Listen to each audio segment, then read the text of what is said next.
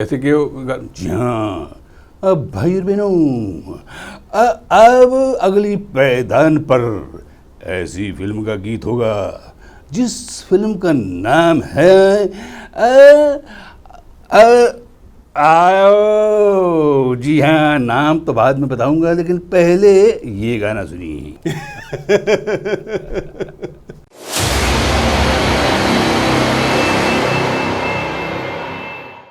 दर्शकों, कार्यक्रम की अगली कड़ी में हम बात करेंगे मुस्कुराहटों की, हम बात करेंगे कॉमेडी की, हम बात करेंगे हास्य की। जीवन में वैसे तो कई रंग हैं, लेकिन कई सालों से कुछ ऐसी हस्तियां भी हैं जो आप सबको मुस्कुराहटें बांटती है।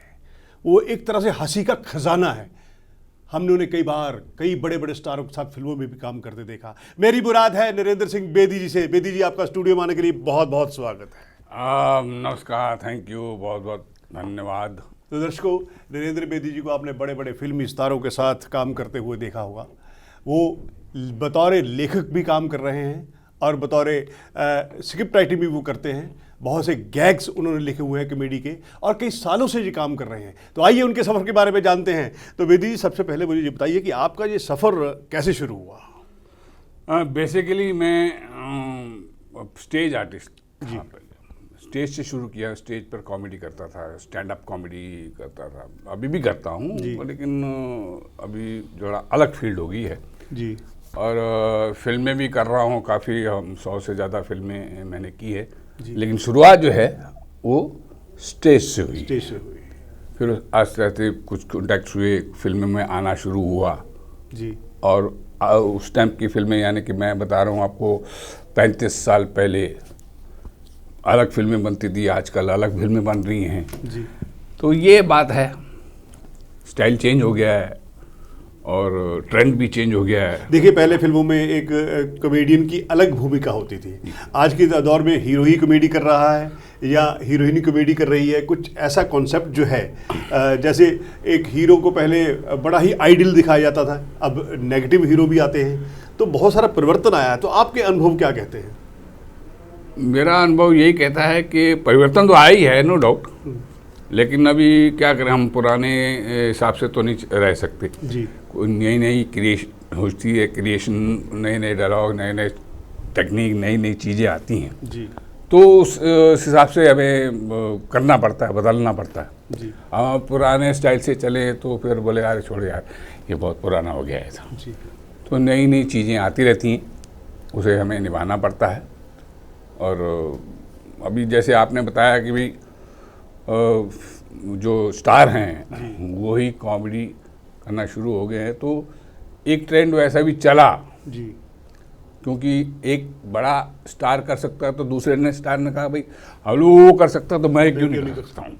तो ये अपनी अपनी प्रेस्टीज, भाई वो कर सकता है तो मैं भी कर सकता हूँ, उसने गाना गाया मैं भी गा सकता हूँ, बेशक उसको गाना आवे नहीं आवे, लेकिन ये ट्रेंड चल रहा है। वो कर रहा है तो मैं भी करूँ, वो विलेन कर रहा है, नेगेटिव कर रहा है तो मैं भी नेगेटिव कर सकता हूँ, ऐसी बात नहीं है। तो ये चीज़ बेदी, आपने बड़े स्टारों के साथ काम किया, कैसा अनुभव रहा? अच्छा अनुभव रहा। सब स्टारों के साथ में मुझे, जैसे कि गोविंदा जी हैं, अक्षय कुमार जी हैं, गोविंदा जी, बॉबी देओल एंड सलमान खान, और अपना काफ़ी लोगों के साथ, अजय देवगन जी के साथ में भी काम किया। कभी कोई एटीट्यूड प्रॉब्लम नहीं हुई? नहीं, मेरे साथ में तो नहीं है, क्योंकि खुद अच्छा हो तो सामने वाला भी अच्छा होता है, सीधी बात है। और हमारा ऐसा है कि हम अपने काम में मतलब रहते थे, तो ये हमारा रोल क्या है उसी में हम घूमते रहते थे। और एक तो है कि भाई फिल्म स्टार और कॉमेडियन या कोई भी आर्टिस्ट हो, उसको कोऑर्डिनेट होना बहुत ज़रूरी है। मैं अपनी एक्टिंग करूँ, वो अपनी एक्टिंग करे, वो मतलब ही नहीं है। लेकिन गोविंदा जी हैं, वो बहुत कोऑपरेटिव। नहीं, कॉमेडी में तो ये कहा जाता है कि टाइमिंग बहुत मायने रखती है। जी जी जी, जी सर, टाइमिंग बहुत अपना अहमियत रखती है। टाइमिंग और बोल, क्या बोलते हैं उसको, प्रोनाउंसिएशन जिसे कहते हैं, वो बहुत ज़रूरी है। और समझना, ह्यूमर को समझना। जी। ये तो अब हम बहुत सारे शोज़ देखते हैं तो कभी कभी मुझे लगता है कि यार ये तो बहुत साल पहले हमने पाकिस्तान के टीवी से देखा हुआ है, या वो पाकिस्तान से इंस्पायर्ड है या प्रभावित है, ये मैं नहीं कह सकता। कई लोग बहुत सारे शोज़ ऐसे लगते हैं कि ये हमने बहुत सारी चीज़, लेकिन कॉमेडी में आप क्या महसूस करते हैं, क्या नया हो रहा है? हाँ, ये तो है। लोग, मैं वही तो बोल रहा हूँ कि लोगों की देखा देखी में सब काम होता है, वो कर रहे तो हम भी करें। छिछोरापन भी चल रहा है जी, और अपना क्या बोलते हैं, वल्गर भी चल रहा है जी। कॉमेडी में। तो मतलब समंदर है कॉमेडी, क्या किस चीज़ में कॉमेडी नहीं है? हर चीज़ में कॉमेडी है। यहाँ पर भी कॉमेडी हो सकती है, यहाँ पर टेबल पे कॉमेडी हो सकती है, ग्लास में कॉमेडी हो सकती है। तो कहने का मतलब ये है कि भाई अपना अपना स्टाइल है, हर अपने अपने स्टाइल से करता है जी। तो ये जो जहाँ तक छिछोरापन भी करते हैं लोग, जी, दूसरे की इंसल्ट को बताकर, नीचा बताकर जी। जो करते हैं, वो भी स्टाइल है। और कॉमेडी का भी स्टाइल होते हैं। किसी का मतलब एक्शन कॉमेडी होती है, हाँ। और किसी के बोल, किसी के मतलब जी, सिचुएशनल कॉमेडी होती है। सिचुएशनल कॉमेडी होती है। सिचुएशनल भी है भाई, जी। ये सिचुएशन है, उस पर भी कॉमेडी होती है। तो हर एक का अपना अपना स्टाइल है और ट्रेंड है।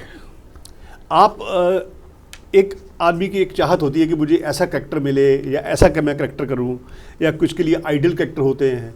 बहुत सारे स्टार जो है कहते हैं कि मुझे ऐसा हिस्टोरिकल कैरेक्टर मिलना चाहिए, या बहुत सारे। तो क्या अब तक के आपने जो काम किया उसमें आपकी जो इच्छा थी, या जैसे आप समझते हैं कि मैंने वो अचीव कर लिया है, वो आप कर चुके हैं क्या? वो तो नहीं हुआ जी, वो नहीं हुआ, क्योंकि मैं जो है ना डिफरेंट कैरेक्टर मतलब कर सकता हूँ। मतलब ऐसा कि एक गेटअप के हिसाब से वो भी होता है काम। जैसे कि कोई लैंग्वेज है, लैंग्वेज के हिसाब से मैं गुजराती में भी आइटम कर सकता हूँ, सिंधी भाषा से है, मद्रासी है, और काफ़ी कैरेक्टर्स हैं उसमें कर सकता हूँ। लेकिन वो चीज़ अलग है कि वो चीज़ का मौका अभी मिला नहीं। लेकिन अब मैं क्या है कि अब मुझे स्क्रीन पे ना मिले, लेकिन मैं लिखता तो हूँ, दूसरे से करवा सकता हूँ। जी। मेरी आपने बड़े स्टारों के साथ काम किया है, गोविंदा जी से के साथ काम किया, उसके साथ आपकी टाइमिंग बहुत अच्छी रही, आपने बताया। अक्षय कुमार जी हैं और बॉबी देओल जी हैं, क्या वो आप अपने को आर्टिस्ट को कितनी फ्रीडम देते हैं?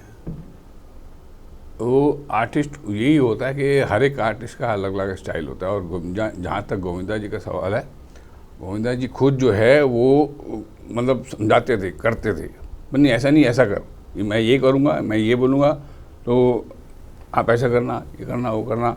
तो हर चीज़ को वो कोऑर्डिनेट करके एक सीन जब मिल जाता है जी, तो आर्टिस्ट की कोऑर्डिनेट होना बहुत ज़रूरी है, तालमेल होना बहुत ज़रूरी है। नहीं तो फिर वही बात है। देखिए, आपने जॉनी लीवर जी के साथ काम किया। जॉनी लीवर जी तो कॉमेडी के बादशाह माने जाते हैं। जी। उनके साथ आपका कैसा एक्सपीरियंस रहा? बहुत अच्छा। हम तो स्टेज से ही शुरू हुआ, जॉनी लीवर भी स्टेज से शुरू हुआ जी, मेरे साथ में ही, मतलब स्टेज पे आए। वो बाद में आए, मैं पहले आया जी, 5-6 महीने बाद में आए थे वो स्टेज लाइन में।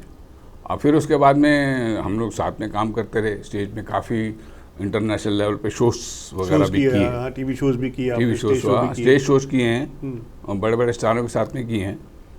अब वो गिनाऊंगा तो बहुत लंबा हो जाएगा मामला जी। बहरहाल, अब जहाँ तक फिल्म का सवाल है, फिल्मों में भी हमने जो अजनबी भी थी जी, अजनबी में अपना मेरा और जॉनी लीवर जी का काफ़ी अच्छा रोल है। ठीक।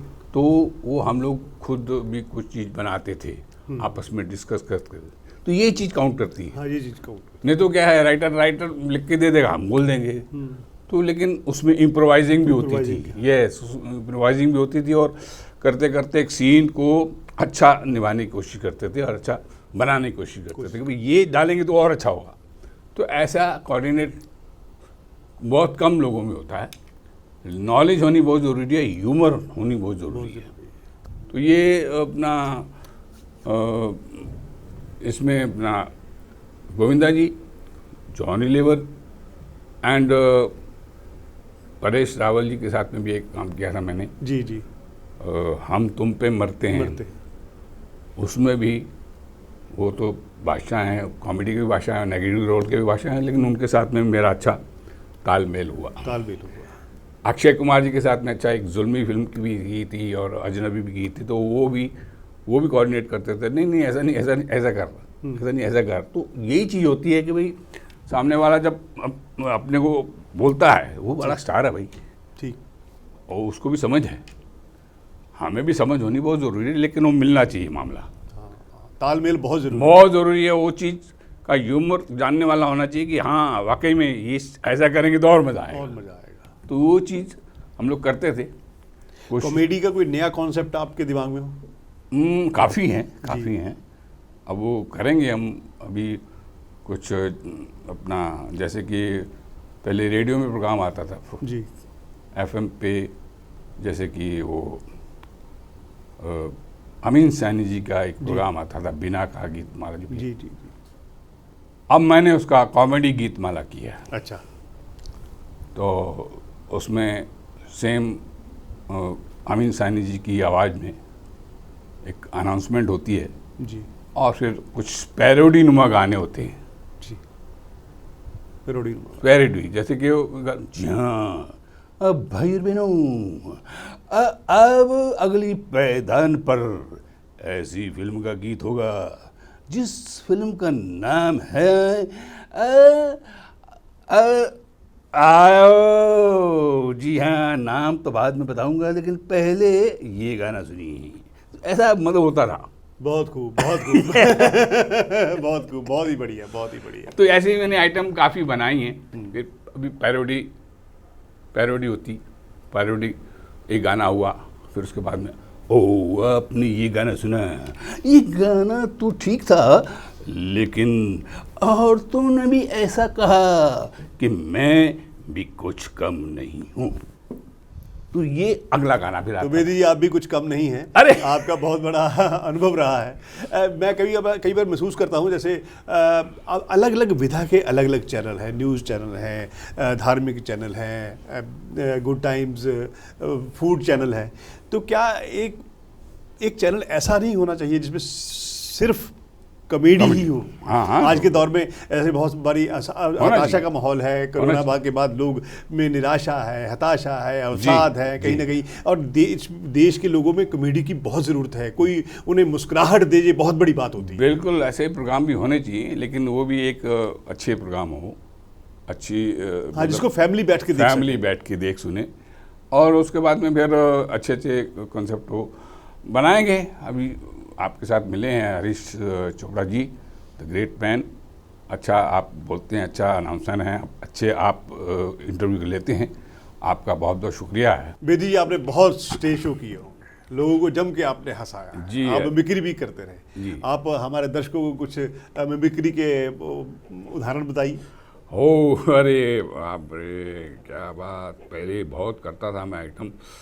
एक आइटम थी मेरी, जो कि कुछ फिल्म स्टार जो हैं वो डॉक्टर के पास जाते हैं जी, अपनी बीमारी कहते हैं, और डॉक्टर भी उस अंदाज अपने अंदाज में गोली देते हैं। ऐसा बहुत लंबी आइटम है, लेकिन मैं एक शॉर्ट में आपको बताता हूँ। जैसे कि राजकुमार जी गए डॉक्टर के पास, अब कैबिन के बाहर खड़े होकर आवाज़ लगा रहे हैं, डॉक्टर एंड डॉक्टर राव, बाहर आओ, बाहर आओ, बाहर आओ, बाहर आओ। डॉक्टर साहब ने कहा, मैं क्यों बाहर हूँ, आप अंदर आइए, आपको हुआ क्या है? बात यह है कि हमारे पेट में सर दर्द है। पेट में सर दर्द, ये हुआ कैसे? कल मैं शूटिंग कर रहा था, मेरे पेट में किसी ने सर मारा, तो मेरे पेट में सर दर्द है। बोला, जिसने सर मारा उसी को लाइए आप। आप उसके बाद में कई स्टारों के पास गए, आखिर में एक प्राण साहब वो गए डॉक्टर के पास, बोला, पहचाना मुझे? तुम कैसे पहचानोगे? याद है तो पहले गोली दी थी, अभी तक आराम नहीं आया, समझे? लेकिन आपको हुआ क्या? खाना खाने के बाद में भूख ही नहीं लगती, और क्या होता है, और सपने में नींद नहीं आती। ये तो बहुत ही बुरी बीमारी है। ऐसा कीजिए, आप जब आपको सपना आएगा तो मुझे बता दीजिए, मैं आपको गोली दे दूंगा। तो ऐसी बातें होती थी। ये आइटम बहुत लंबी है, तो तकरीबन 25-20 मिनट की है। काफ़ी स्टार्स वगैरह हैं जिसमें पृथ्वीराज कपूर जी, बहुत पुराने, सुराम मोदी साहब एंड श्री राम लागू जी, जो आजकल आज की जनरेशन जो है ना वो जानती नहीं है जी, लेकिन पुराने लोग जानते हैं। मतलब मेरी एक आइटम जो है काफ़ी लेंथी है, जिसमें नूरजहां जी भी जाती हैं, लेकिन वो म्यूज़िकल आइटम है जी। नूरजहां जी अपने स्टाइल में डॉक्टर के पास जाती हैं, कैसे कहती हैं, फिर उसके बाद में ईला अरुण जी जाती हैं। ये सब लंबी आइटम है। बेदी जी, जाते जाते हमारे दर्शकों के लिए आप क्या कहना चाहेंगे? हाँ, यही कहूँगा हरीश चोपड़ा साहब के किसी को खिल के हंसाना इससे बड़ी इबादत नहीं, किसी के दिल को दुखाना ये मेरी आदत नहीं। आपके भविष्य के लिए हम कामना करते हैं कि आपके जो भी आपके विचार है, जो भी आपके प्रोजेक्ट आपके दिमाग में चल रहे हैं, खासतौर पर लोगों को खुशियां बांटने के, उसमें आपको कामयाबी मिले। आपका बहुत बहुत स्टूडियो में आने के लिए धन्यवाद। धन्यवाद, आपका भी धन्यवाद। खुश रहो, आबाद रहो, मुंबई रहो या अहमदाबाद रहो।